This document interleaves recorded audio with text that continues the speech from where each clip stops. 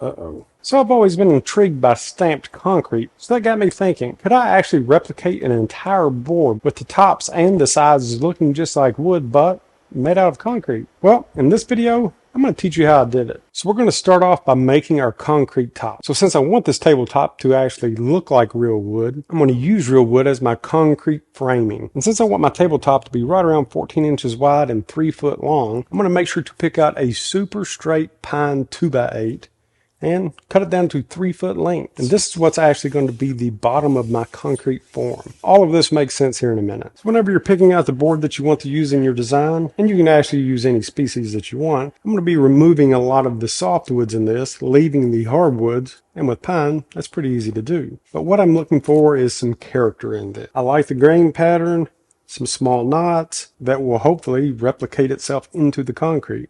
We'll see. So the next step is going to be to remove the softwoods from this material, and there's a couple different ways that you can do that. From as simple as taking a Dremel tool and a small wire wheel like this, or you could also use something like this. It's a wire wheel on an angle grinder. Whichever one you decide to do, it'll work. You know that my go-to for respiratory protection is my RZ-M3 mask. Not only is this thing super comfortable, which also keeps my glasses from fogging up. I'm going to start off by clamping one of my boards to my work table, and then using an angle grinder, I'm going to slowly start to remove the material. As I do this, I'm going to follow the grain of the wood. With the softwoods taken down below the surface, this will allow the concrete to get into the areas that the softwood has been removed and then copy that grain pattern into the concrete. And actually, this is a really satisfying part of this build. It has something to do with removing material and actually be able to instantly see a difference. But regardless of how satisfying it is, we'll finish this board up and then repeat this for the second one. Once we have the softwoods about 1/8 of an inch below the surface, I'm going to smooth these grooves up a bit, removing the wire wheel marks. And since I'm making a mold box out of this, and I want the sides of the molds to actually look like a piece of wood, I need to cut the outside edges off of this material so I can use them as the sides of my mold. So with the edges cut, we're almost ready to assemble the mold box. First, I'm going to seal this wood with several coats of urethane to protect the wood in case I want to use this mold again in the future, and also to help the concrete to release. Okay, so now that my material is good and sealed, now let's start making this into a form. I'm going to take the two edges that are still rounded, and I want those to actually face each other in this form to kind of give it that wooden look. I'm just going to flip these over. And I'm just going to take some scrap plywood and just put across the back. Just going to be to hold these two boards close together. Then we can connect this side frame into the bottom of this blocking. The thickness of this really doesn't matter because this is what's going to be going on the inside. But ultimately, this part of our frame will be holding the weight of the concrete. So you just want to make sure to get through all of your material and into your main boards here. Let's go ahead and attach our two side molding pieces. I'm just going to use some small brad nails just to hold this into place. Pressure of the concrete will actually be pushing these out, so it's not going to take much. The only thing we are using this for is the design.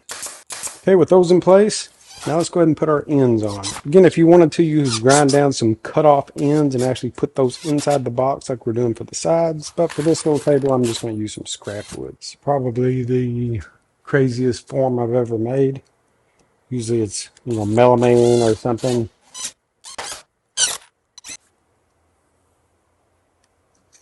Now the next step is going to be to turn the air compressor off, because it always kicks on at the wrong time. Okay, so the next thing that I'm going to do, I'm just going to use some silicone to just seal off these edges. It's not going to take much, and the concrete's going to be actually pretty thick, so it's not going to be like, pouring epoxy or something like that. But still, it's going to be less work on me in the long run. Then once I get a bead in, I'm just going to use my finger and kind of round that over. So we have our box saw siliconed up. Put a bead down the center. Still want it to look like that there's two pieces of wood pushed together. So I made sure not to fill this completely up. I just didn't want concrete going in between the two boards. Okay, so the next step, we need to reinforce this concrete in some way. So I'm going to use some bolt cutters and cut down some concrete wire to fit this. Once I have that ready, we'll mix up our concrete and go to town. Okay, so I have my concrete wire. After I fill this up, probably about 3/4 of the way. I'll set this right in and it will help to just reinforce all of this concrete. But first, let's go ahead and mix our concrete. Now they actually make concrete just for countertops, but I couldn't find any in my area. And for this little project, I'm just going to use some Quikrete. All right, so I've just mixed up about 50 pounds of concrete per the bag's instructions. My only concern is the rock that's in it. Maybe I should have waited for that countertop concrete, but it's mixed, form's made, let's do it. So the baby powder is going to just help to keep this from sticking. They actually make a powdered release just for concrete porches, stuff like that, stamping concrete, but I don't have any. And again, like everything else, it's expensive. So I'm gonna try baby powder. I know concrete guys out there are freaking out right now. Even if some of this baby powder sticks in, it'll just be insert on the surface. So it could easily be, you know, pressure washed off, scrubbed off, however. I think I got a little carried away with the baby powder. Now that we got it all powdered up, let's get some concrete in this thing. Okay, so once I have my first bit in here, let's go ahead and work it down into all these grooves. I'm just going to push it around, make sure it gets into all the corners, and it has to get down into that grain. I'm just going to use a concrete trowel here just to help move this stuff around. Before I add any more, I'm going to go ahead and add my concrete wire. Now we'll finish this off. We're just going to bring it up to the edge of our form.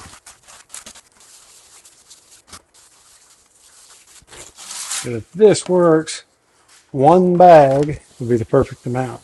But the odds of that working out are probably more like I'll just need like a teaspoon. So now everything is looking pretty good. Now we need to try to vibrate some of these air bubbles out. Kind of get trapped into the concrete. You really want them off of the bottom especially. For this you can use about any type of tool that vibrates. Oscillating tool, sander. They actually make a concrete vibrator. But for this small project, I'm just going to use the oscillating tool. I'm also going to take a hammer and just kind of tap around the edges. Now for the fun part, we're waiting for it to dry. Now you can see the bubbles popping up to the top. Now we wait. All right, moment of truth. I'm going to go ahead and unbox this thing just to see if it worked at all, and then we'll go from there. Could be a total flop, but fingers crossed.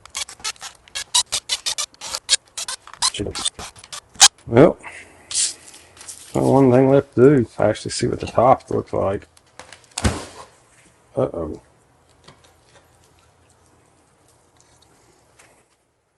As I was afraid of, using the wrong type of concrete, left rock and everything in it, I knew better. So you can kind of see it outlined by the powder that was transferred over. I mean, the grain and everything is in there. It actually did what it was supposed to do. I'm going to have to get a different type of concrete.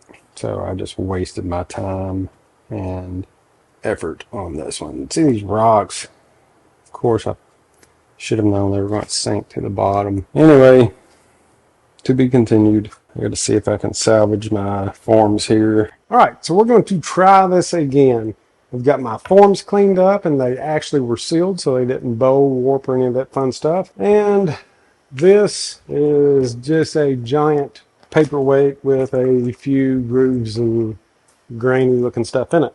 But this time I'm going to try it with what I probably should have, well, I know I should have used in the first place. That's going to be with a concrete mix. It is a sand topping mix. So it's not going to have the big chunks of gravel like this. It's going to sink to the bottom and get in the way of actually getting into all of my grooves. Another thing by looking at this that I need to do is to vibrate it some more. So I'm going to do that as well. And start by throwing this thing back together. The good thing is that I learned that if this does work, you can use the forms more than once. For these ends, last time they stuck up above, so I'm gonna get some shorter pieces, narrower pieces. Time to get mixing. You can actually do this by hand or use a drill with a paddle on it. This drill is kind of an old one, you know, one of those that you have to hold the cord a certain way or it doesn't work and you're pretty much getting ready to get shocked at any time, but if yours does that, don't use it. I would say. If yours does that, just don't use it.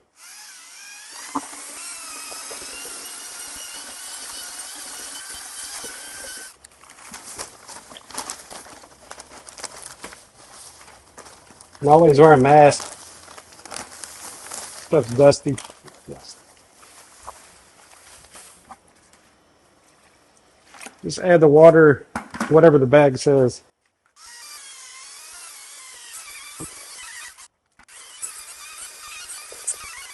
Okay, so everything's all mixed up. Got me another piece of, I'm gonna call it rebar, but it's not. This is actually just livestock fencing. Works perfect. Cut to fit the inside. Get it in any hardware store. They'll probably actually cut it for you. Or you can use rebar. But since we've already been through all of this, got the form all baby powdered up, concrete mix. Just gonna add some concrete. I'm going to try to work it into all of these grooves a little better this time and see what happens. This looks a lot better. Giving it a little massage into all these little grooves. Okay, so this time I'm going to put it up on, before I get it loaded completely, put it up on something a little higher since I know that I'm going to be vibrating it.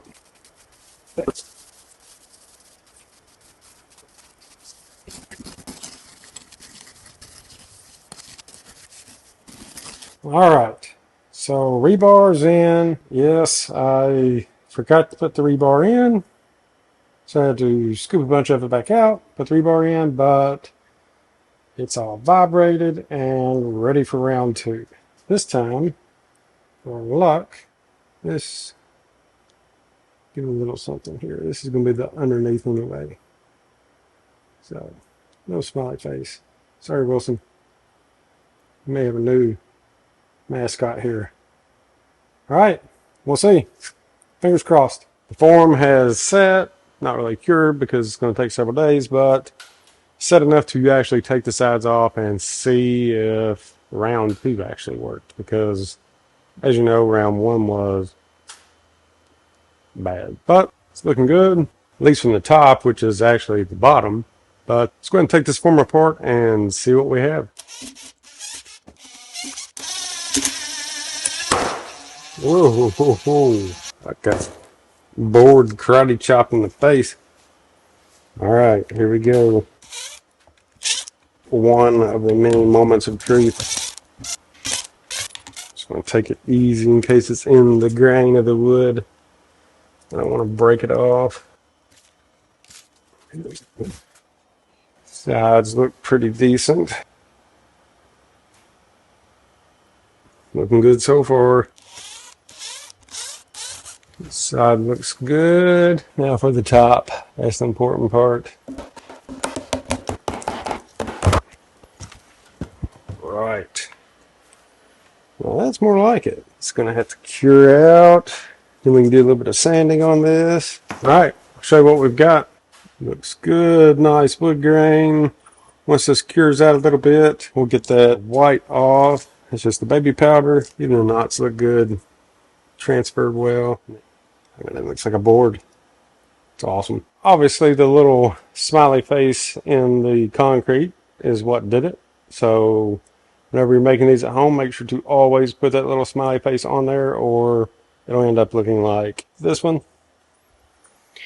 And also use the right concrete. So this is going to have to cure out for probably 4 or 5 days. I do not want the moisture to be pulled out too fast or this thing's going to crack. That's just with all concrete. So I'm going to put some plastic over this even though it's going to be indoors and we'll see how she turns out. Okay, so now we have wood grain into concrete. So what are we going to do next? Next part's actually going to be one of the most important, and it's going to be making this thing actually look like wood. So to start with, I'm just going to do some hand sanding. Maybe curl your sandpaper up like this so you can get in between the grain impressions that's in the concrete. Just kind of smooth it out a little bit. As you're going through, any concrete that's sticking up or anything like that, you can just kind of smooth it off. But all in all, we want it to look like a slab of wood, so don't get too carried away.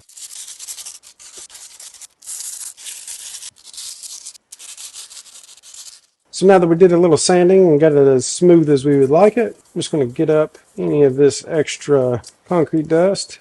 And this is what we're looking like. No, it still doesn't look like much, but let's put some stain on it and see what that does. So for the stains, I'm actually going to be using a couple of different coats. It's almost like the more coats that you can put on there, the more depth that it adds. As an overall base coat, I'm just going to be using this Wax Early American. It's an oil-based stain. Then a little bit later, I'm going to be using a color called True Black. And I'm just going to be using it just to help bring out the grain a little bit. But we'll see what it looks like with this first coat, and then that'll tell us how much of this True Black that we'll have to use. And I'm going to be applying this stain just using a foam brush. That way I can make sure to get this stain into all of our grooves and tight areas. And concrete is very porous, so I'm going to make sure to get a nice heavy coat on here. It's actually looking really good with just this color, but we'll see. Because this is turning out really cool. You can actually start to see where the knots were. Definitely start seeing the grain. If this was a knot, it needs to be darkened up just a hair. This thing is just kind of making all of that pop out. Everything's kind of hidden in the gray until the stain is applied. Then you can start to see the depth. I'm digging it. It's kind of cool is if you look close, you can see that the stain's actually going into some of these air pockets and pushing the air out, making little bubbles that are popping. And look at that. Now that's starting to look like wood. Don't worry about these bubbles. Again, that's just in the stain. I'll be removing any of this excess stain. All right, so I think that this is looking awesome. We're going to let this stain dry, then we'll come back in with another coat of a darker stain and see what happens. Okay, so this is pretty much dry. Still has a little bit of dampness to it that'll be dried just here shortly, but before it dries all the way, now I'm going to use some of this True Black. And then what I'm going to do is just take the edge of my foam brush and then just put this darker stain just into the grooves of the wood. And again, I'm just following the grain and just adding a little definition to it. This is going to be the part that's kind of up to you on how dark you want it. If you don't want it dark at all, you'd actually use a lighter stain to begin with. But in the end, I think it's all going to look pretty good. And then once I get done with this, I'm going to go over it with one more coat of the first stain that we used, just to kind of blend it all in together. And now I'm really starting to sound like Bob Ross. We're blending colors together. Follow the grain that leads to a stream. Love me some Bob Ross. This is kind of relaxing. Hope this blends together like it does in my head. Maybe I've watched too much Bob Ross. So any of these flat spots, kind of where there was a knot, I'm going to go a little heavy with this, because if it was a piece of cut wood, then it's going to have a lot of resin and stuff like that around it. No, it's looking kind of funky right now, like kind of super dark. Now I'm going to take a just cheap brush and same stain that we originally applied. Let's see if we can bring this to life. So the goal with the black stain was to add depth for our final coat here. As this settles, it should really start to come to life. This is looking good.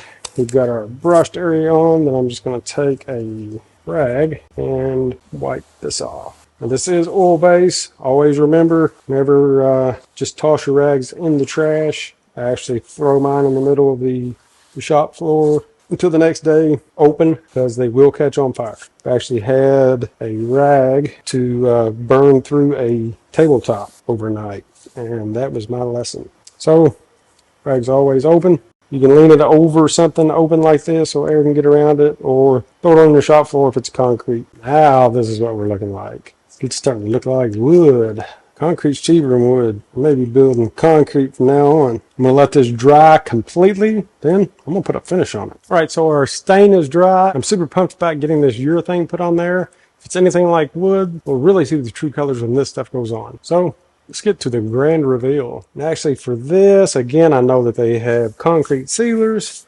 but I'm using spar urethane. Urethane will stick to concrete, and it will stick to stain, so I do not see why it will not work for this. The only thing that I would be afraid of would be if there was any moisture left in this concrete, which, you know, I've been curing it out for a few weeks now, actually. If that tried to come out, then you may actually pop, you know, some of your top here. So if you're going to use just regular sealer like this, then make sure your concrete is super cured. So I'm going to let the top dry, then I'm going to hit the sides. Then we'll attach this thing to our base. And if you're interested in making this base, I'll throw some free plans on my website for the legs. So for making the base for this thing, you can really use any type of material that you want. If it's going indoors and you're not staining or painting it, use walnut, cherry, or whatever you think that would look good with the stain that you've chosen. Since I'm going to be staining or painting my base, I'm just going to use some cheap pine. So for the base that I'm making, 2x4 with the edges trimmed down will work perfectly. After I trim the edges off, I'm going to go ahead and cut 2 boards at 17 1/4 of an inch long. Then you'll also need one more cut from this 3.5 inch board. That will be the distance between the inside of your 2 legs. And that's really just going to depend on how long you decided to make this. And then for the rest of my material, I'm going to be ripping this down into 1.5 inch stock and also 3/4 of an inch stock. So for 1.5 inch stock, I'm going to start off by cutting 2 boards that are 16 inches long with 45-degree angles on each end. And then 2 boards that are 13 inches long with 45-degree angles on each end. And then while I have my saw set to 45 degrees, I'm going to go ahead and cut 8 pieces that are 4 3/4 of an inch long from tip to tip on 45-degree angles. And then for the 3/4 of an inch stock, we're really not going to be needing very many pieces of that. We're going to need 2 pieces that are 10 inches long, 2 that are 13 inches long, and then 4 that are 2 inches long. I'm just going to loosely assemble this. That way you know what it's going to look like whenever we get finished. Again, for now, I'm just throwing these parts into place. So this will be the basic shape of our leg and what we're going for. So before we start putting all of this together, it's going to have to go together in a particular order in order to attach this to our concrete. And that's going to start with setting our top boards aside, as well as our small 45-degree parts. Then we can start assembling the rest of this. So starting from the bottom, I'm just going to take my 16-inch board and my 2 feet, and I'm going to attach my feet to the 16-inch board using wood glue and brad nails. I'll come back a little bit later and place a screw in this. With that installed, next I'm going to install my 13-inch piece. I'm just going to center this up where it's equal with my 45s. Since I'm going to be painting this, I'm going to throw a couple of brad nails in from the top. Next I'm going to attach my 3.5 inch center support. I'm just going to center this on my 13-inch board. So in this case, it's going to be 6.5 inches.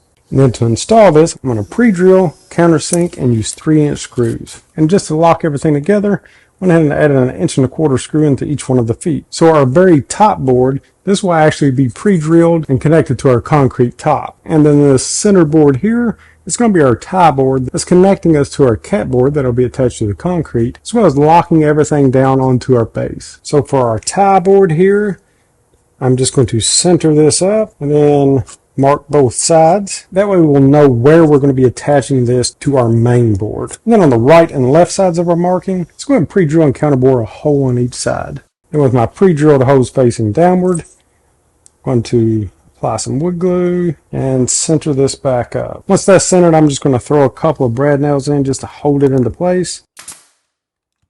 Now I'll pre-drill and counterbore a couple of holes for screws. Once that's done, I'll throw in a couple of 1 1/4 inch screws, and we're ready to move on to the top. Alright, so now that we have our 2 main assemblies done, we have all of our 45s cut. The only thing left we have to do is to attach these to our concrete. Let's go ahead and get everything painted or stained that we want to. It's going to make things a lot easier for us in the long run. But also keep in mind that we're going to need a connecting board that's the same width as our main support, which in this case is 3 1/4 of an inch. And again, the length of that's going to be up to you based on how long your table is going to be.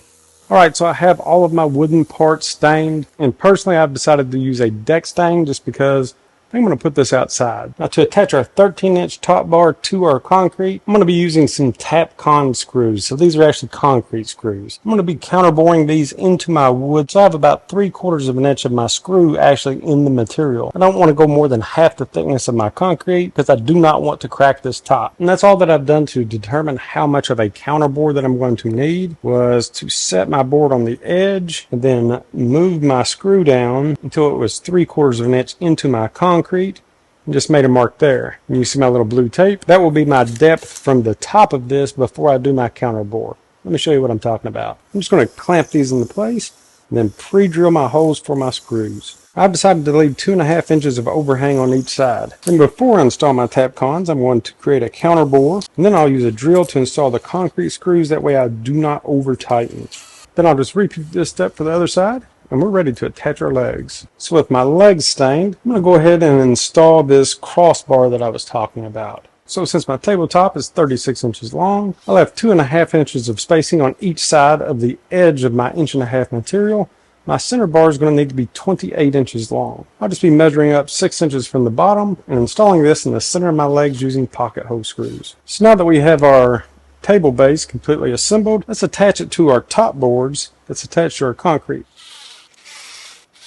So with our main bases on, let's go ahead and add our 45-degree trim pieces. And these are just decorative pieces, but if you wanted to screw these in, you could put some pocket holes in the back, or you could use dowel joinery. Now for the moment of truth. Let's see what we made using a little bit of creativity and about $10 worth of material. I think it looks good. Now that is a side table. I think this base would look good in several different colors. Just trying to offset this kind of darker wood top with concrete wood top with a lighter color, and I think it looks pretty good. This would actually look good with a white base, but you do you. So again, this whole project was just to show, hey, whenever you get something in your mind, can I do this? Can I make this happen? There's only one way to find out. And the very first step in that process is believing in yourself enough to take that leap of faith. Then when you run into obstacles and things do not work out, just like I did, do not give up. Work the problem. Figure out why it didn't work out and what you could change to make it work. And in the end, your hard work pays off. So now we know that if anyone out there wants to build something out of concrete that looks like wood, we know that we can do it. Until next time, guys, we'll see you.